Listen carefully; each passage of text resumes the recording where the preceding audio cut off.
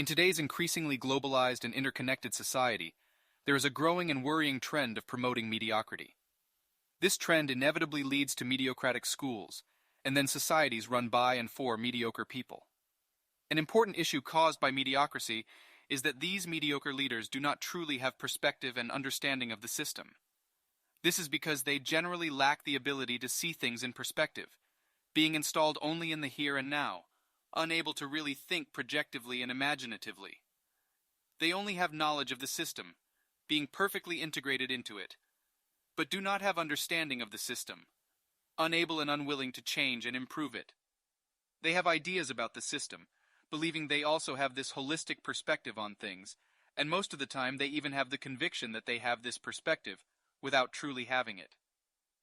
Here the explanation is given to us, at the psychological level, by the famous Dunning-Kruger effect, which tells us that the more mediocre and ignorant you are, the more you think you know. It is clear. Quality begets quality, mediocrity begets mediocrity.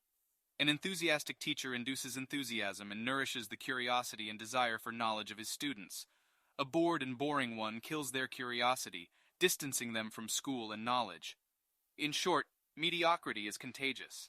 If we have a mediocre teacher at the lectern, then the performance of students will be mediocre. Therefore, I firmly believe that the most important thing for the school is to have quality, motivated and prepared teachers. Only they can substantially and long-term change things.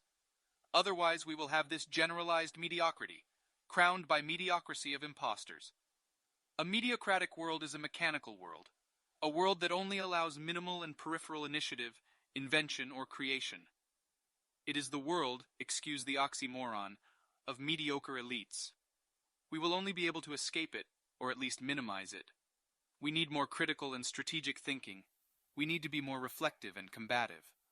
Or we can stay like this, blocked in forms without substance, obedient. We gently encourage mediocrities.